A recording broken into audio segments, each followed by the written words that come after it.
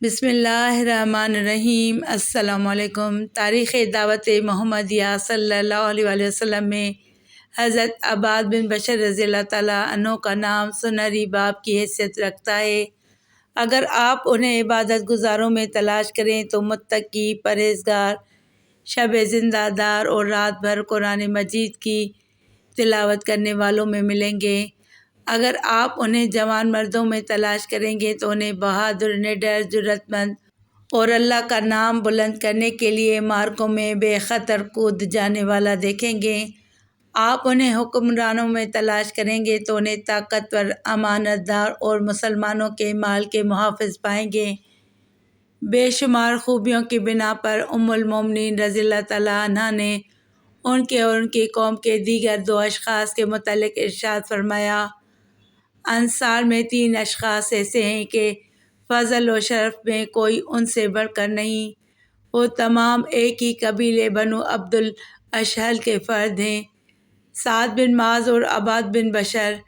وادی یثرب کے افق پر جب ہدایت محمدیہ صلی اللہ علیہ وآلہ وسلم کی پہلی کرن چمکی، اس وقت عباد بن بشر رضی اللہ تعالیٰ عنہ ابھرتے ہوئے کڑیل جوان، فرشتہ سیرت، پاکیزہ نگاہ اور پاک دامن گھبرو جوان تھے، جن کے چہرے پر پاکیزگی اور پاک دامنی کی رونق اور تر و تازگی دکھائی دیتی تھی، لیکن ان کے کارناموں سے پختہ کار لوگوں کی سنجیدگی کے آثار نمایاں دکھائی دیتے۔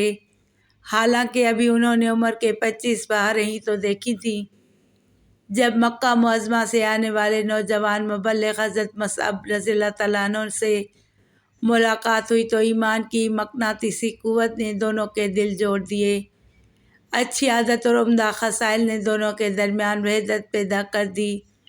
حضرت مصعب بن عمیر رضی اللہ تعالیٰ عنہ کو جب خوش الحانی اور ترتیل کے ساتھ قرآن مجید پڑھتے ہوئے سنا تو کلام الہی کی محبت دل میں گھر کر گئی اور دل اسے اندر جذب کرنے کے لیے کشادہ ہو گیا۔ پھر یہ ہمہ وقت قرآن مجید کے ہی ہو کر رہ گئے۔ دن ہو یا رات، سفر ہو یا حضر، کھڑے ہوں یا بیٹھے، ہر دم قرآنی آیات ہی ان کی زبان پر ہوتی، یہاں تک کہ صحابہ کرام میں امام، پیشوا اور قرآن کے رفیق دوست کے نام سے مشہور ہو گئے۔ ایک رات کا واقعہ ہے کہ رسول کریم صلی اللہ علیہ وآلہ وسلم مسجد نبی سے ملحق حضرت عائشہ رضی اللہ تعالیٰ عنہ کے حجرے میں نماز ادا کر رہے تھے تو آپ صلی اللہ علیہ وآلہ وسلم نے حضرت عباد بن بشر کو دل آویز، دل سوز آواز میں ایسے ہی قرآن پڑھتے ہوئے سنا جیسا جبرائیل علیہ السلام کے ذریعے آپ صلی اللہ علیہ وآلہ وسلم کے قلب اطہر پر نازل ہوا تھا۔ آپ صلی اللہ علیہ وآلہ وسلم نے ارشاد فرمایا: عائشہ، مجھے عباد بن بشر کی آواز سنائی دے رہی ہے۔ حضرت عائشہ رضی اللہ تعالیٰ عنہ نے عرض کیا: ہاں یا رسول اللہ، یہ اسی کی آواز ہے۔ آپ صلی اللہ علیہ وآلہ وسلم نے دعا دی: اللہ اسے بخش دے۔ حضرت عباد بن بشر رضی اللہ تعالیٰ عنہ رسول اللہ صلی اللہ علیہ وآلہ وسلم کے ساتھ تمام غزوات میں حاضر ہوئے اور ہر غزوے میں کوئی نہ کوئی ایسا کارنامہ سر انجام دیا جو ایک حامل قرآن کے لیے لائق اور مناسب ہو سکتا ہے۔ بطور مثال ایک واقعہ پیش خدمت ہے۔ جب رسول کریم صلی اللہ علیہ وآلہ وسلم مجاہد اسلام کے ہمراہ ذات الرقاء سے واپس تشریف لا رہے تھے تو رات گزارنے کے لیے ایک پہاڑی کی اوٹ میں پڑاؤ کیا۔ ہوا یہ کہ اس غزوے میں دشمن قیدیوں میں ایک عورت بھی قید ہو کر آئی جس کا خاوند وہاں موجود نہ تھا۔ جب اسے صورتحال کا علم ہوا تو اس نے لات و عزا کی قسم کھا کر کہا کہ میں مسلمانوں کے لشکر کا پیچھا کروں گا اور اسے نقصان اور خون بہائے بغیر واپس نہیں لوٹوں گا۔ جب مسلمانوں نے پہاڑ کی اوٹ میں پڑاؤ کیا تو رسول کریم صلی اللہ علیہ وآلہ وسلم نے مجاہدین سے پوچھا: آج رات پہرا کون دے گا؟ حضرت عباد بن بشر رضی اللہ تعالیٰ عنہ اور عمار بن یاسر رضی اللہ تعالیٰ عنہ ایک دم کھڑے ہوئے اور بولے: یا رسول اللہ، ہم پہرا دیں گے۔ یہ جب مدینہ منورہ ہجرت کر کے آئے تھے تو نبی کریم صلی اللہ علیہ وآلہ وسلم نے ان دونوں کو بھائی قرار دیا تھا۔ جب پہرا دینے کے لیے پہاڑ کے درے میں کھڑے ہوئے تو حضرت عباد بن بشر رضی اللہ تعالیٰ عنہ نے اپنے بھائی عمار بن یاسر رضی اللہ تعالیٰ عنہ سے پوچھا: آپ رات کے پہلے حصے میں سوئیں گے یا آخری حصے میں؟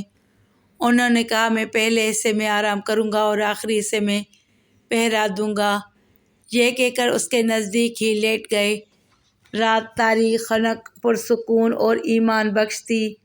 رات کی تاریکی میں جھلملاتے ہوئے ستارے، لہلاتے ہوئے درخت اور اپنی جگہ ہمہ ادب اور احترام کی تصویر بنے ہوئے پتھر اپنے رب کی تعریف، پاکیزگی اور عظمت کی زبان حال سے نغمے گا رہے تھے۔ اس دلاویز، دلکش اور دلفریب ماحول میں حضرت عباد بن بشر رضی اللہ تعالیٰ عنہ کے دل میں شوق پیدا ہوا کہ عبادت و تلاوت سے اپنے دل کو شاد کیا جائے۔ انہیں قرآن مجید کی تلاوت سے بڑھ کر کوئی چیز لطف نہ دیتی تھی، لیکن جب یہ نماز میں تلاوت کرتے تو مزہ دو چند ہو جاتا۔ پھر یہ قبلہ رخ کھڑے ہوئے نماز شروع کر دی۔ جب یہ لشکاریں مارتے ہوئے نور الہی کے دریا میں تیر رہے تھے اور اس کی نوری کرنوں کے ضیاء پاشیوں سے لطف اندوز ہو رہے تھے کہ اتنے میں ایک بدبخت، بدنیت، بدباطن اور ناہنجار، جس کی بیوی اس قافلے میں قیدی کی حیثیت سے شامل تھی، دبے پاؤں بڑی تیزی سے آگے بڑھا۔ جب دور سے اس نے دیکھا کہ پہاڑی کے درے میں ایک شخص کھڑا پہرا دے رہا ہے، وہ سمجھا یقیناً نبی کریم صلی اللہ علیہ وسلم اور ان کے ساتھی اس پہاڑ کی اوٹ میں آرام کر رہے ہوں گے۔ اس نے جلدی سے کمان پکڑی، اپنی ترکش سے تیر نکالا اور نشانہ باندھ کر چلا دیا۔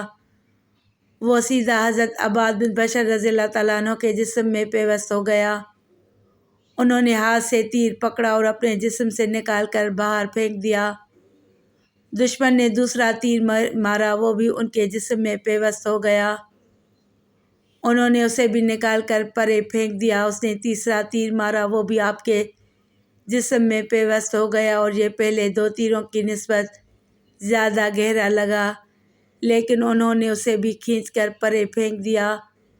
اب یہ کیا تھا کہ جسم سے خون کے فوارے پھوٹ نکلے۔ دھیرے دھیرے کھسک کر اپنے بھائی عمار بن یاسر رضی اللہ تعالیٰ عنہ کے قریب ہوئے، سلام پھیرا اور اسے جگا دیا۔ کہنے لگے، بھائی اٹھو، زخموں کے گھاؤ نے تو میرے بدن کا خون نچوڑ لیا ہے، میری آنکھوں کے آگے اندھیرا چھا رہا ہے، کمزوری اور نکاح سے میرا دل ڈوب رہا ہے۔ جب تیر مارنے والے دشمن نے دیکھا کہ درے میں ایک کی بجائے دو آدمی ہیں تو وہ خوف کے مارے بھاگ نکلا۔ حضرت عمار بن یاسر رضی اللہ تعالیٰ عنہ نے دیکھا کہ ان کے ساتھی حضرت عباد بن بشر رضی اللہ تعالیٰ عنہ کے جسم میں 3 جگہ سے خون نکل رہا ہے تو وہ گھبرا گئے، فرمانے لگے، بڑے تعجب کی بات ہے، پہلا تیر لگنے پر مجھے جگا دیا ہوتا۔ حضرت عباد بن بشر رضی اللہ تعالیٰ عنہ نے فرمایا، میں اپنے من میں ڈوب کر دنیا و مافیہ سے بے نیاز نمازی کی حالت میں سورہ کہف پڑھ رہا تھا اور مجھے اس قدر لطف آ رہا تھا کہ دل نہ چاہا کہ سورہ مکمل کیے بغیر سلام پھیروں۔ اللہ کی قسم، اگر مجھے اس ذمہ داری کے ضیاع و نقصان کا اندیشہ نہ ہوتا جو رسول کریم صلی اللہ علیہ وسلم نے مجھ پر عائد کیے تو میری جان چلی جاتی اور میں یہ نماز و تلاوت کا سلسلہ منقطع نہ ہونے دیتا۔ جب حضرت صدیق اکبر رضی اللہ تعالیٰ عنہ کے دور خلافت میں مرتدین کے خلاف معرکہ آرائے ہولناک صورت اختیار کر چکی تھی تو انہوں نے مسیلمہ کذاب کے فتنے کو ختم کرنے اور بپھرے ہوئے مرتدین کو پسپا کرنے کے لیے ایک لشکر جرار تیار کیا، جس میں حضرت عباد بن بشر رضی اللہ تعالیٰ عنہ بڑے نمایاں صف اول کے بہادروں میں دکھائی دیتے تھے۔ لشکر اسلام اور مسلمہ کی فوج آپس میں ٹکرائے، گھمسان کا رن پڑا، دشمن فوج کی پسپائی کے آثار دکھائی نہ دیتے تھے۔ لشکر اسلام کو کوئی قابل ذکر کامیابی حاصل نہ ہو رہی تھی۔ اس نازک ترین صورتحال میں حضرت عباد بن بشر رضی اللہ تعالیٰ عنہ نے دیکھا کہ انصار مہاجرین پر اور مہاجرین انصار پر تکیہ لگائے ہوئے ایک دوسرے کو ناکامی کا سبب قرار دے رہے ہیں، تو یہ غیظ و غضب میں تل ملا اٹھے، لیکن اپنے آپ پر ضبط کرتے ہوئے انہوں نے اس ہولناک معرکے میں لشکر اسلام کی کامیابی کے اسباب و ذرائع پر سوچا۔ بڑے غور و فکر کے بعد اس نتیجے پر پہنچے کہ اب کامیابی کی ایک ہی صورت ہے کہ مہاجرین اور انصار الگ الگ منصوبہ بندی کریں، پھر ایک ساتھ دشمن کی فوج پر دونوں طرف سے حملہ آور ہوں تاکہ پتہ چل سکے کہ کمزوری کس طرف سے واقع ہو رہی ہے اور جم کر مقابلہ کون کر رہا ہے۔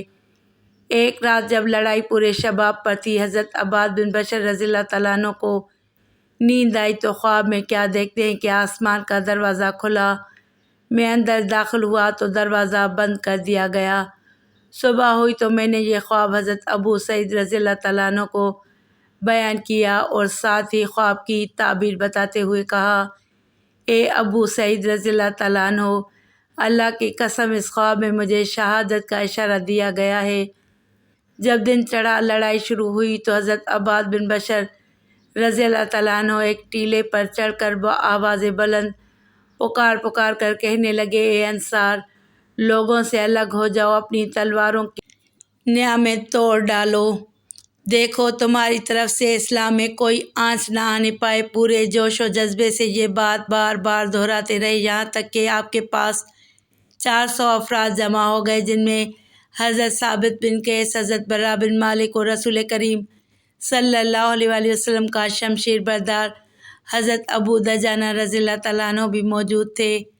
حضرت عباد بن بشر رضی اللہ تعالیٰ عنہ ان مجاہدوں کی قیادت کرتے ہوئے اپنی شمشیر سے دشمن کی صفیں چیرتے ہوئے ہلاکت و موت سے بزور سینہ اٹکیلیاں کرتا آگے چلا گیا، یہاں تک کہ مسلمہ کذاب کی فوج کو گلستان موت میں پناہ لینے پر مجبور کر دیا۔ حضرت عباد بن بشر رضی اللہ تعالیٰ عنہ دیوانہ وار لڑتے ہوئے باغ کی دیوار کے پاس زخم کھا کر گرے اور شہید ہو گئے۔